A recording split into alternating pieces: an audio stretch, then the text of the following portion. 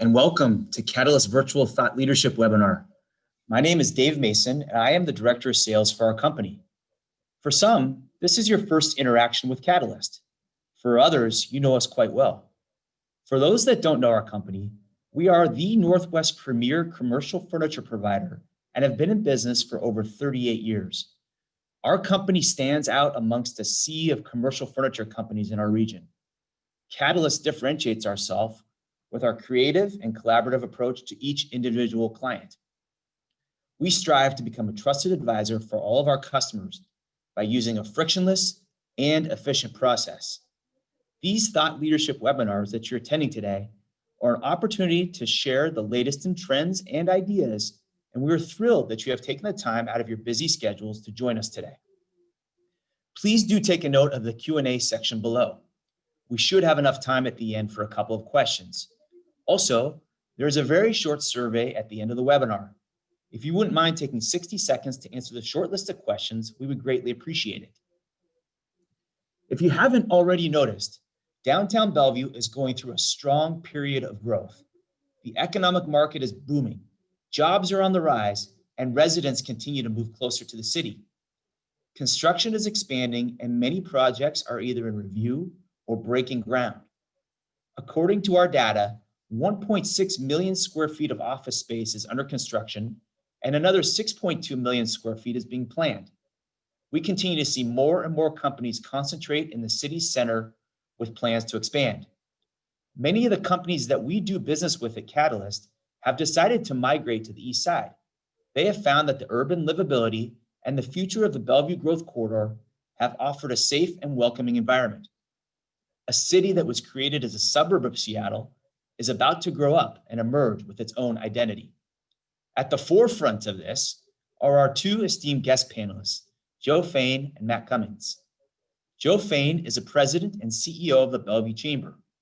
He previously served 2 terms in the Washington State Senate, where he worked extensively on economic development, transportation, and education issues.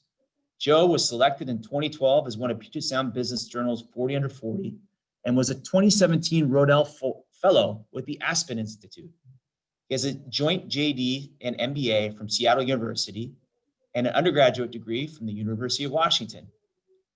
Matt Cummins is a director of the Community Development Department for the City of Bellevue. In this capacity, he manages a department which includes the Division of Cultural and Economic Development, Planning and Neighborhood Services, which includes environmental stewardship and conflict resolution. In Mac's role as director, he is a member of the executive leadership team, which helps manage and run the city, and is a key advisor to the city council and all land use and growth issues facing the city. Joe, take over, my man. Thanks, David, very much. I appreciate you letting us spend a few minutes today with your group, and I'm really pleased that everyone here has been able to join us. It's exciting to be in the middle of Bellevue right now. It's just growing leaps and bounds, and there's so much to talk about and so little time to do it in. So I'm going to just go ahead and kick off and talk a little bit about what we're going to cover today. What's really interesting is you can put it into kind of three buckets. First, there's this Bellevue brand, and what is the Bellevue brand, and how do we understand it? How do we get a sense of what it means to be from Bellevue, and how is that differentiated from other regions? And next, obviously, everybody's interested to know about the city's growth strategy. Where's the city been? Where's it headed? How is Bellevue different in how it's made its development decisions over the last several decades? And then what's our plan for absorbing all of this growth that's coming to the east side and to the city of Bellevue in the next several years, not 10 or 20 years, but really in the next 2 to 5 years. And then, of course, Mac's got some great renderings and projections of what the actual physical city could look like with what we've seen in the pipeline so far. And then we'll talk a little bit about what are some of the missing links. We don't know how is COVID going to impact these trends, especially as it comes to office occupancy and development. How can we be a center for both commerce as well as a center for culture? You know, how can we engage the tens of thousands of new residents and workers that are coming to the city and make them feel a part of the city of Bellevue so that they're equally invested in our success. And so a lot of big issues to cover in the next half hour, but you couldn't have a better person to partner with me in doing that than the city's community development director, Matt Cummins. He's got incredible experience, as you heard from David, and has done an amazing job of marshaling, frankly, a relatively small crew of economic development, permitting, and development experts at the city to do some amazing things with the pipeline that's coming to our town. So Mac, welcome, and let's kick it off.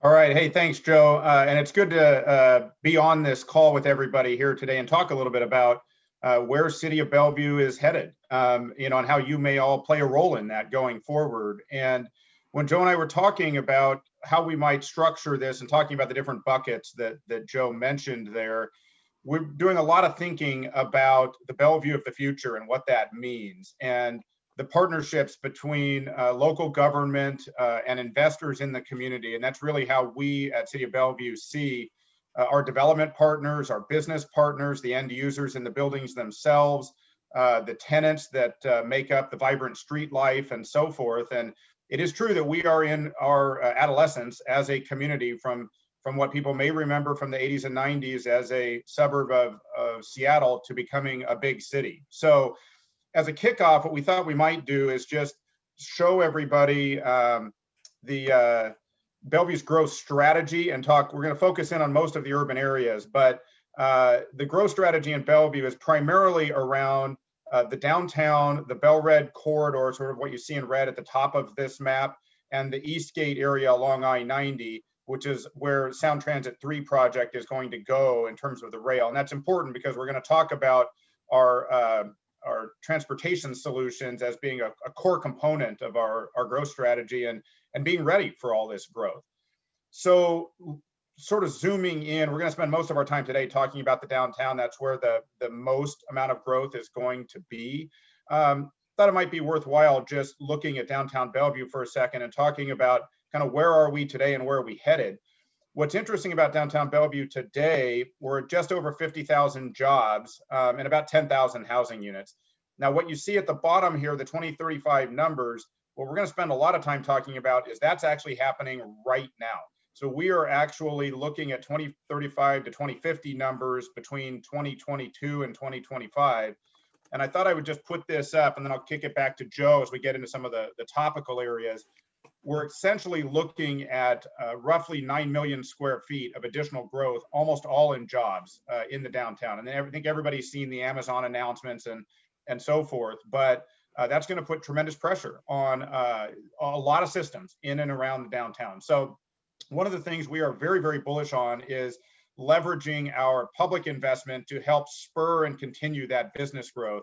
And that's something we spend quite a bit of time with Joe and his team and our friends at the Bellevue Downtown Association talking about all of this growth that's occurring in the city and how can we get the best bang for our buck, because it is generally true that for every public dollar invested in things like good open space and good transportation systems, there's anywhere between a $7 and $11 private investment in and around those things. So we're going to talk about some of those things as part of our strategy going forward. So Joe, why don't we jump into the first topical area?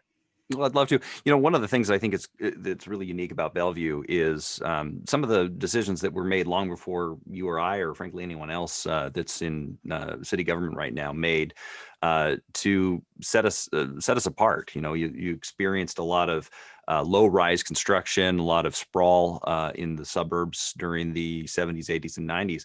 Bellevue decided to go in a different direction. Maybe you can tell us a little bit about kind of our previous generation of leaders and how they envisioned creating a dense core while every other suburb was making different decisions. Yeah, thanks, Joe. That'll kick off nicely going into a discussion around how we got to where we are and really where we're headed. And in this graphic, you can see the 405 freeway sort of right down the middle. That was, of course, an original transportation mode to get in and out of suburbia. What Joe was alluding to is some very forward thinking by Bellevue leaders dating all the way back just past incorporation. Bellevue was always wanted to be a leader on the east side and in the region. The big move came in the early 80s when the city decided it wanted its downtown to be a major employment core. And it worked with a number of regional committees and with the state, and all of the major regional growth planning contemplated downtown Bellevue to be that major employment hub. The city actually upzoned to 450 feet and significant intensity and density in the early 80s. And it made a fairly significant move. The city decided to bond to purchase the old Bellevue High School site when the high school moved, to create a 20-acre park anticipating all this future growth. And that's really a forward-leaning concept, to assume you're going to have that type of growth at some point, and therefore we need to be providing those kinds of recreational amenities. So it was the early 80s that we decided to sort of go big, and we've just recently decided to go even bigger. And that's based on a lot of different factors, a lot of different economic development work that we've been doing, and the market is clearly there. And in some situations, we're actually still suppressing the market. People would like to build even bigger than the current zoning ordinance allows in many situations. But to go back just from a history standpoint, the city has always contemplated itself as being that major employment core. And we're seeing the growth now because a number of these businesses clearly want to be in the city.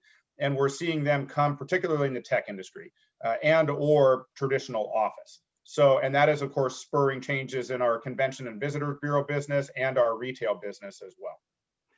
Prior to COVID, we certainly saw one trend starting, and obviously Amazon's announcements of 10, 15, 20,000 plus new workers coming to the downtown core.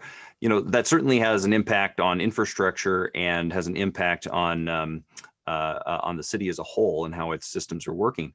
But it also makes a startling change to the mix of the types of businesses that are in these high-rise buildings. The availability of the 3,500, 4,500 square foot office space for the boutique law firm, or for what are likely a number of the clients that are served by companies like Catalyst and others.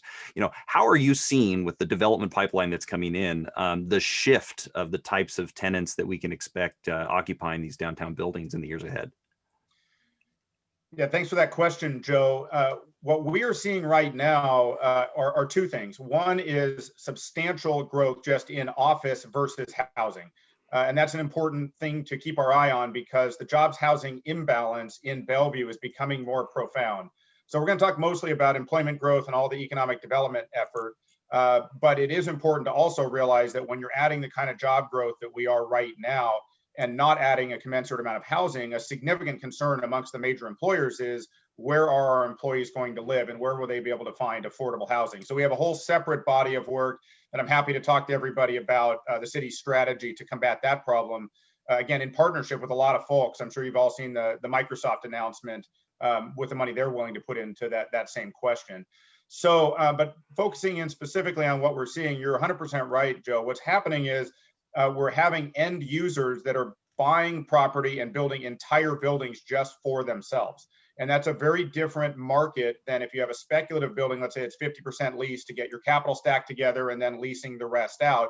So what we're seeing is a squeezing out of the small to medium-sized businesses, and they're having difficulty finding space within the downtown core. So then we're seeing expansion, particularly out in Bell Red.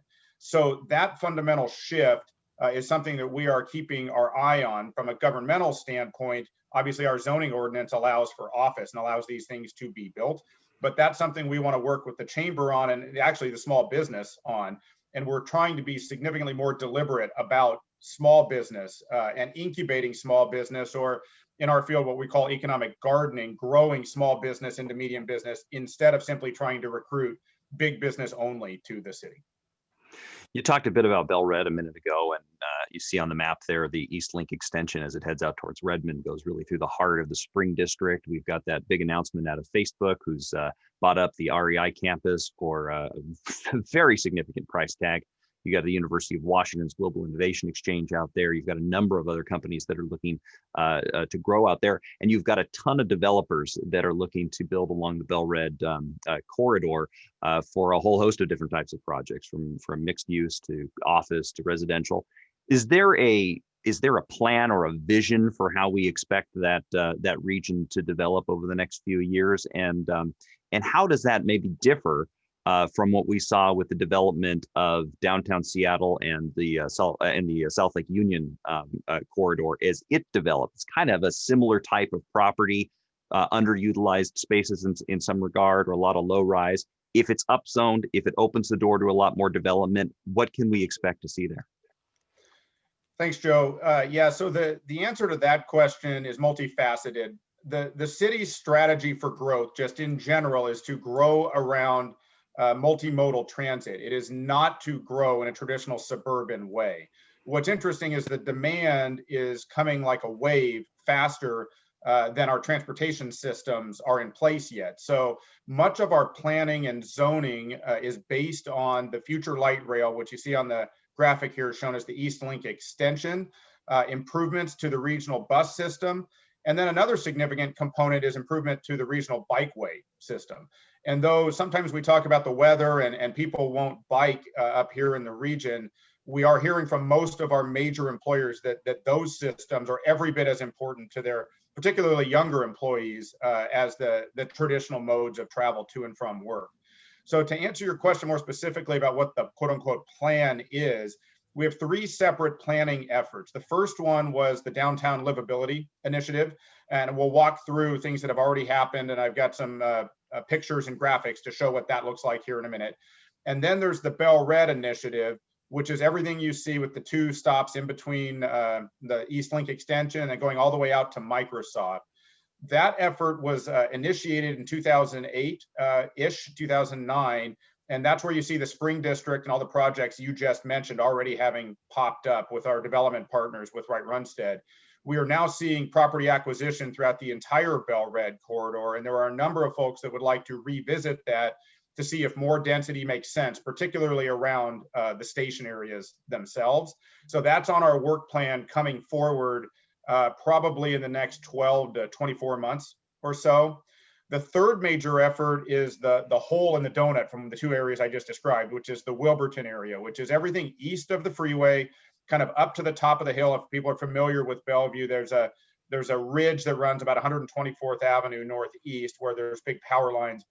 Basically everything that you see sort of outlined on the graphic there, which is 405 to the that power line corridor, and then the Bell Red area down to where you kind of stop seeing commercial buildings along 405 on the east side. So that's going to launch early next year. We're just queuing up the staff resources now to start that. So the idea is to stitch those three planning areas together, that the two areas not downtown will be compatible with downtown, but not just a complete extension of downtown. So you'll see heights maybe half the size, which is still a 350 foot tall building, for example. So, you know, the obvious question about what infrastructure needed focuses on transportation, and I'm really excited that the Chamber and the city have developed a joint transportation agenda asking for a state revenue package to build some major improvements to 405 and 520, some additional on-ramps to downtown off the 405, connectivity to the Spring District at 124th, as well as some work down in the Factoria and Eastgate along I-90 and the 405 interchange. So a lot of collaboration, a lot of work on these kind of things.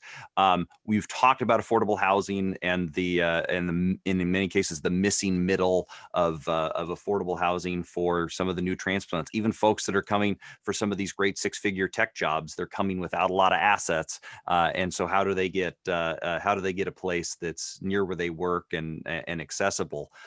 Those are a lot of the issues we're dealing with. I want to ask you about those and what the city's doing to think about that. But then I also want to ask you, what are those other infrastructure elements that aren't as obvious, you know, whether it be physical or human infrastructure, whether it's, you know, job training or it's sewer systems or it's, you know, fire and police. What are some of those other things that are going to get strained by this growth, and how can we work to accommodate those? Thanks for that question, Joe. And that'll lead right into showing some things here that are really exciting that are happening right now in the city. Yeah, the housing question is a profound question. And we often cite that even at the department director level, and we talk about our police chief having trouble affording, you know, how even rental housing in the city of some kind. And when we look at the area median income numbers and see a family of four can make upwards of $80,000 a year and still qualify for quote unquote affordable housing in the city, you're just having a tremendous amount of people that are looking for quality affordable housing. So the city has a strategy on that, and we are working with private sector funders. Some of the big companies have ponied up some money. We participate in a regional collaborative that allows us to all work together, all the different cities, to pool resources to build affordable housing. So our strategy there is two-pronged. One is financial, to help subsidize the creation of affordable units.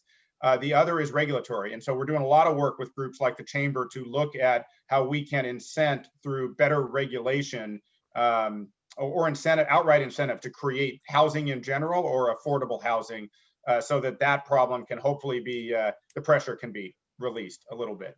On the infrastructure and or what improvements are being made side, I'll just pose this as a question. It's something that we talk about a lot in economic development circles. In the future, is capital going to follow labor, or is labor going to follow capital? And what I mean by that is, what an age-old question is, do people go to where jobs are, or in the future, do the jobs have to be where people want to be? And we're clearly seeing from millennials that they want to be in a great lifestyle kind of place, and employers are needing to adjust for that, as compared to simply putting the office wherever the CEO wants to live. So we're very bullish in Bellevue about wanting to invest in our public infrastructure and placemaking from an economic development standpoint to help continue this trend of growth around what would we do to make people want to be in Bellevue. And I thought I might just show a couple of graphics to help explain what that means. So for those of you that have been in and around downtown Bellevue recently, cities made major improvements in the downtown park facility, 20-year-old project to complete the ring, quote unquote, around downtown, and the new Maidenbower Park facility, which is a 5-minute walk from most office buildings, and it's absolutely spectacular. And our big idea is a 1.5-mile walking, biking route that would take you right through the heart of Bellevue. So if you imagine what is Bellevue's San Antonio Riverwalk or Boston's Big Dig, our big move is in fact this grand connection, this idea of connecting Maidenbower Bay right through our urban area and all the transit opportunities to Wilburton over the freeway. And it would look something like this. And you can see the major park facilities down on the left side, and you can see the route sort of traversing through downtown. And there's a big idea to put some type of lid on top of the freeway and do a park facility or some type of awesome architectural improvement that makes people want to be there, to then connect to the East Rail, which is our Atlanta Beltline, for those of you that are familiar with the economic development effort out there and what it did for real estate. So what I thought I might do is just show a couple of things here, and then we'll get on to the next project or next question. The downtown park ring, if any of you have not been down here for 4th of July, of course, this year being the exception with COVID, we put 50,000 people inside this park. This park is absolutely stunning in the middle of 600-foot tall buildings. And it's really the showpiece of culture right now in downtown Bellevue for placemaking and bringing people together. This is the one I really want you all to come to. If you haven't been here yet, this is literally a stone's throw from the downtown park. And you have to walk out on that observation area and just look at the urban amenities of downtown. You can see Medina, you can see all the way out into Maidenbower Bay and towards I-90 in Seattle. Absolutely stunning. Kids down on the beach. And again, the idea is leveraging our public investment and getting that 9 million square feet of development coming the other direction. We have also done some things. We partnered with our Bellevue Downtown Association this summer to help bring more dining options outside. This was a pilot project, but something we want to talk to the Chamber citywide about. Is there an idea that we can relax zoning requirements or transportation requirements and just get people outside, and enjoying the great Northwest? So why don't we stop there, and I can move on to the next question, Joe. Absolutely. Well, it's a lot of exciting renderings there, and a lot of folks probably haven't had a chance to see what that downtown skyline can look like in the years ahead. Is the city, again, this is kind of a loaded question, is the city ready? Does it have the pieces in place to be able to make the code changes, get the incentives in place, get the permits through design, get the coalitions built. Are you feeling confident? And I guess hand in hand with that question, what's the one or two things that really keep you up at night as someone who's at the tip of the spear on Bellevue's growth strategy? Well, thanks for referring to me as at the tip of the spear. That probably will keep me up at night. And for those of you that don't know, Joe and I have a nice rivalry going about a bunch of different things going on here at the city. Yeah, I think there's a lot happening all at once, and there's no question it's a good problem to have. It's a good problem when so many people want to invest in your community this fast that it's all happening right now. So yes, we absolutely believe we have the long term in place. There are definitely some improvements, like the light rail won't be open until 2023, right? So anything that occurs between now and 2023 is going to be a little bit behind the curve in terms of some of the transit, that's going to help relieve some of the pressure. So we are gearing up to plan for the growth that we know is coming, and I want to show some folks about what that looks like. A couple quick pictures here. This is the new downtown park art facility. We're very bullish on placemaking and investing in these. There's got to be a reason. We want there to be a reason to be in downtown and hang out here, not just get in your car and come to work and then go home. So we're investing in these types of facilities. And then we are working with our development partners to how can we activate and have them be very successful in their real estate ventures, but then have us be successful in that same idea, Joe, the same idea of pedestrian mobility, vehicular mobility, improvements, bicycle mobility, and so forth. This is a rendering of what will be an absolutely spectacular indoor-outdoor space that Vulcan is building right at the edge of the bus transit facility at Northeast 6th and 108th Avenue. It's a grand connection that's going to flow down the hill. I got a few more graphics that I'll show in a minute. This is the new Amazon buildings that's showing, the street activation for what right now people would see as just an inward-facing parking garage. And a couple of things that are coming in the next couple of years to address that question. I showed you what Maidenbower Park looks like today. These are some renderings of what it would look like in the future, making this grand connection up to the downtown park and continuing the old Bellevue theme. What a future. This is currently a parking garage on Bellevue Way outside the mall. This is a rendering of what things could look like along that grand connection route. Again, here on Northeast 6, you see what it looks like now. This is what the future could look like, looking straight at the main entrance of Bellevue Square. Right now, this is what it actually, right now it's a big pit in the ground on the right because it's under construction. But I showed you what the indoor-outdoor space would look like a few graphics ago for the Vulcan building.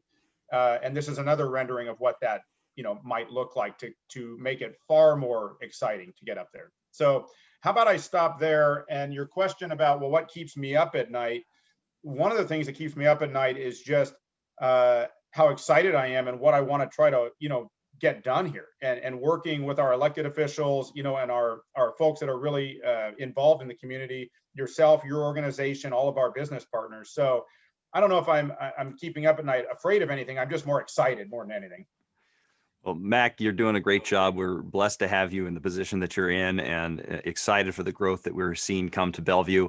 Last thing I'll say before kicking it back to David is, buildings don't build any of these, companies don't build any of these things.